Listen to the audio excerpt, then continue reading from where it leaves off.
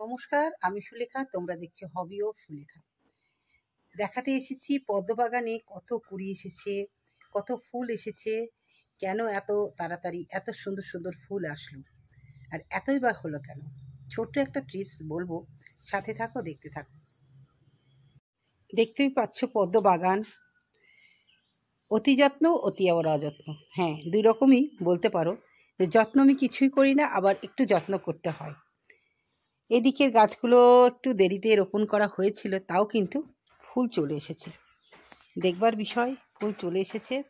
কেমন ফুল হবে না হবে সেটা তোমাদেরকে তো দেখাবই। একটা কথা বলি, যে বিয়েতে যে আমার গাছতো ভাই এসেছিল, সে নিজে সব কুড়িগুলো ফুটিয়ে দিয়েছে। আমাকে বলছে যে দিদি তুমি ফুল ফোটাও না। না রে ভাই, ফুল ফোটানোর সময় নেই। সত্যি তাই, কত কুড়ি হয়েছে দেখো দর্শক বন্ধু, ফুল ফোটানোর টাইম নেই। তো কি খাবার দিয়েছি বলবো, জাস্ট দেখতে থাকো যে কতগুলো কুড়ি হয়েছে। ফুল এবছর কটাতে পারবো না দর্শক বন্ধু, মোটামুটি ফুল ফুটে গেছে, আরো ফুটছে। তো চলো একে একে গাছের উঠে যাই এবং খাই। দেখো ছোট্ট এসেছে, পাতা খুব সুন্দর। এখানেও তাই কুড়ি এসেছে, একটা দুটো পাতার নিচে আছে। প্রতিটা গামলাতে কিন্তু কুড়ি এসেছে। এখানে অনেকগুলো এসেছে, দেখো ছোট বড় মিলে অনেকগুলো। এখানেও তাই অনেকগুলো, এখানেও তাই। প্রত্যেকটা গামলা কুড়ি এসেছে, বিষয় নেই। এটা বেশ বড় সড়ো হয়েছিল, তোমাদের দেখাবো ছবিতে কেমন ফুল সেটা তো দেখাচ্ছি। দেখো এখানেও তাই।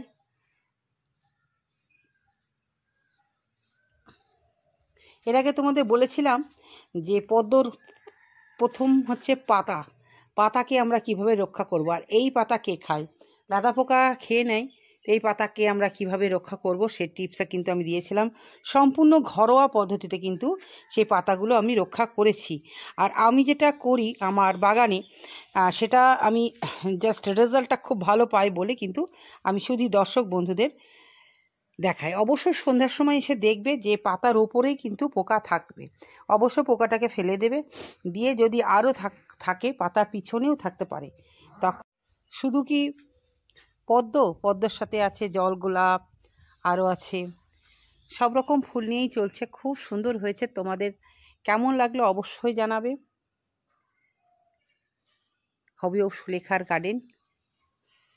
কি খাবার দিয়েছি অবশ্যই বলবো, একটু অল্টার করে দিয়েছি। কি খাবার দিয়েছি 0.50 1 চামচ, আর তার সঙ্গে দিয়েছি সিউইড, তার সঙ্গে দিয়েছি এনপিকে। কেন দিয়েছি সেটাও বলবো, তোমরা দেখতে থাকো। কি দেহটা বৃদ্ধি পাওয়ার জন্য। আর 0.050 দিয়েছি প্রচুর পরিমাণে কুড়ি ফুল আনার জন্য। আর একটু 10-26 দিয়েছি সার্বিক পুষ্টির জন্য। এই তিনটে খাবার দাও 1 চামচ করে, সাদা পেপারে গুলে পাকে গুলে দাও, ব্যাস আর কিছু লাগবে না।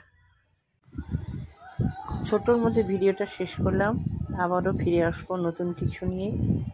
ছোট্টভাবে টিপসগুলো দিচ্ছি তোমাদের। এবার আমি অনেককেই পদ্মের টিউবার দিয়েছিলাম,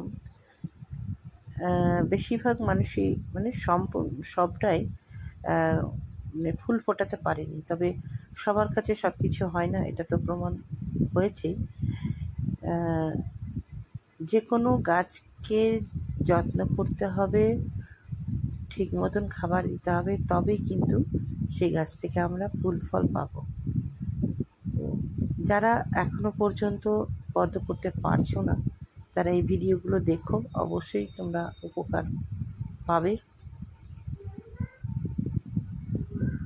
এই চ্যানেলের মাধ্যমে প্রতিটা ফুল গাছের পরিচর্যা জানানো হয়, মাটি জানানো হয়, খাবার জানানো হয়, আপডেট দিতেই থাকি। অবশ্যই যারা নতুন বন্ধু আছো, তারা যদি এই আপডেটগুলো নাও, অবশ্যই তোমাদেরও বাগানে সুন্দর সুন্দর ফুল আসবে।